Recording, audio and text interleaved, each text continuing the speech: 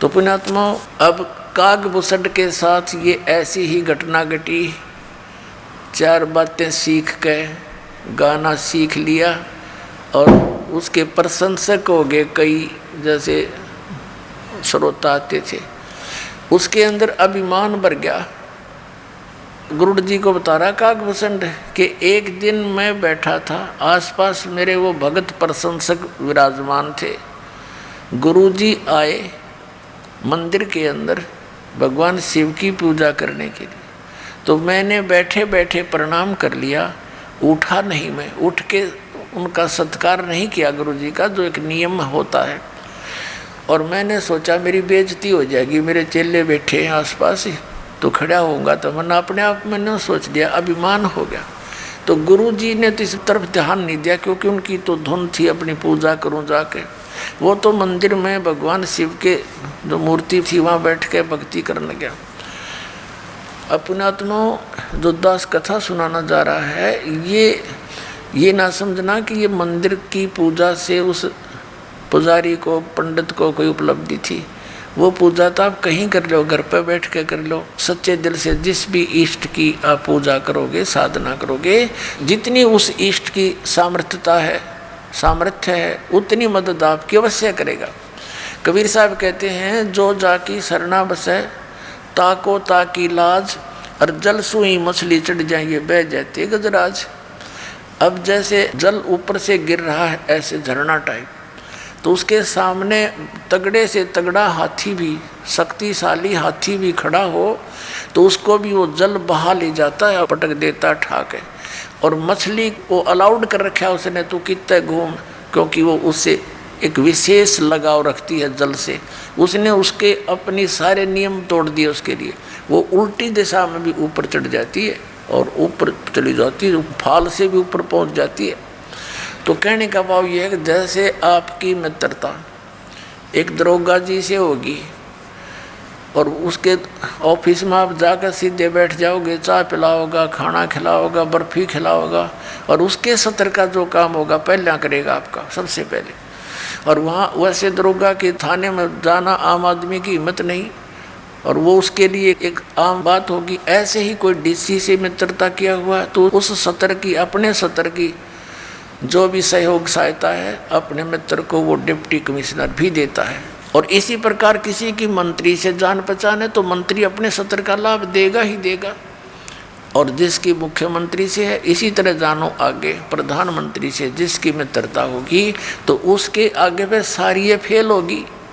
अब कहते हैं, जो जाकी सरना बसे ताको ताकी लाज, और जल सो ही मछली चढ़ जाए ये बह जाते गजराज।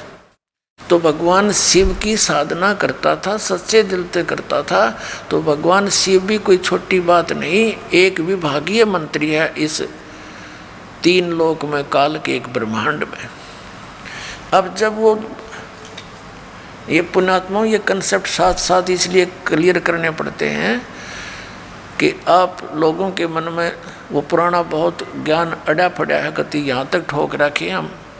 अब वो सारा निकालना पड़ा है, रेग मार मार के कति कूणिया भी साफ करना पड़ता है। कहीं पेंट ठीक ना हो, अच्छा जो पेंटर होता है वो रेग मार बड़ा सावधानी से लगाता सब जगह।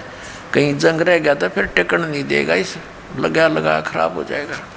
जब वो पुजारी पंडित जी ब्राह्मण भगवान शिव की पूजा में मस्त हो गया, आकाशवाणी हुई भगवान शिव की उस मंदिर में, कह रे धुरत कागभूषण, तेरे को 1 लाख वर्ष तक नरक में डालूंगा। अब उस गुरुदेव ने भी आकाशवाणी सुनी। वो उस बच्चे को बुलाया, बेटा क्या गलती कर दी तूने, भगवान तुझसे क्यों अक्षुब्ध हो गए, अरे माफ़ी मांग, अक्षमा याचना कर। अपने आत्माओं कबीर साहब कहते हैं, बहुत प्यारा बालक माँ का और उससे बढ़कर ससगुरुओं का। माता पिता को बच्चा कितना प्रिय होता है, और कहते हैं उससे भी 100 गुना, कई गुना जो है गुरु को शिष्य प्रिय होता है, क्योंकि वो वचन का पुत्र पुत्री होते हैं उसके, और माता पिता के बंद के होते हैं। तो वो अपना मान लेता उस दिन से, जिस दिन से वो शरण ग्रहण कर ली, नाम ले लिया, और उस दिन से उसके कल्याण के लिए वो हर तरह से सोचता है कहीं इसको हानि ना हो जाए। तो उस गुरुदेव ने कहा, हे परमात्मा, हे भगवान, बालक बोला था, कोई गलती हुई हो तो माफ़ कर दो। कहते हैं एक पैर तक, यानी लगभग 4 घंटे तक एक पैर तक खड़े रहे। 4 घड़ी का एक पैर होता है उसे, तो एक पैर खड़ा रहा तो फिर प्रार्थना करते रहे। तब आकाशवाणी फिर हुई कि जम के लोग चलो रे भाई, हमरा वचन न खाली जाई। आकाशवाणी में कहा कि जब तू अपने गुरु जी का आदर नहीं कर सकता और मेरी भक्ति कर रहा है तो मेरी के टाट काटेगा तू, यहाँ कर भी एक को बद करेगा। जब पुण्यात्मा एक नियम है मालिक का, परमात्मा कबीर साहब कहते हैं, गुरु मानुष कर जानते ते नर कहिए अंध, और महादुखी संसार में आज्ञा काल के फंद। कबीर साहब कहते हैं, मम संत मुझे जान मेरा ही स्वरूपम। अब जैसे यह दास है और परमात्मा कबीर जी का भेजा हुआ, उसका प्रतिनिधि समझो, उनका दास हूँ। आपके लिए इस दास को एज ए कबीर परमेश्वर ट्रीट करना पड़ेगा जब वो राजी होगा, जब वो प्रसन्न होगा। क्योंकि वो भगवान ये दृष्टि रखते हैं कि आज जैसा व्यवहार ये इस मेरे भेजे हुए संत के साथ कर रहा है, अगर मैं इसके स्थान पर होता तो ऐसे ही मेरे साथ ये ऐसा करता। तो क्या बताते हैं, गुरु गोविंद कर जानियो रहियो शब्द समाए, मिले तो दंडवत बंदगी नहीं पल पल ध्यान लगावे। गुरु को परमात्मा जानकर अपना जीवन सफल करे और मिले जब दंडवत बंदगी नहीं चिंतन खूब करे। तो क्या बताते हैं, जैसे एक गणित का प्रश्न होता है, जैसे गणित का प्रश्न होता है उसमें एक मूलधन ज्ञात करना होता है और वो मूलधन करोड़ों की राशि का होता है। उस ऋण के उस सवाल में, प्रश्न में मूलधन ज्ञात करना पड़ता है। तो सपोज करना पड़ता है, मान लीजिए मूलधन 100 रुपये, और मूलधन 100 रुपये माने बिना वो ओरिजिनल मूलधन नहीं मिल सकता, यानी वो प्रॉब्लम सोल्व नहीं हो सकती, वो प्रश्न हल नहीं हो सकता। उसके लिए मानना पड़ता है, मान ले मूलधन 100 रुपये, वो 100 रुपये वास्तव में मूलधन नहीं होता, लेकिन उसके बिना वो वास्तविक मूलधन मिल नहीं सकता, कभी नहीं। तो इसलिए ये दास गॉड नहीं है, लेकिन आपने न्यू मान कर रिहर्सल करनी पड़ेगी कि मान लो गुरुजी गॉड, ये समझ लेना पुण्यात्मा।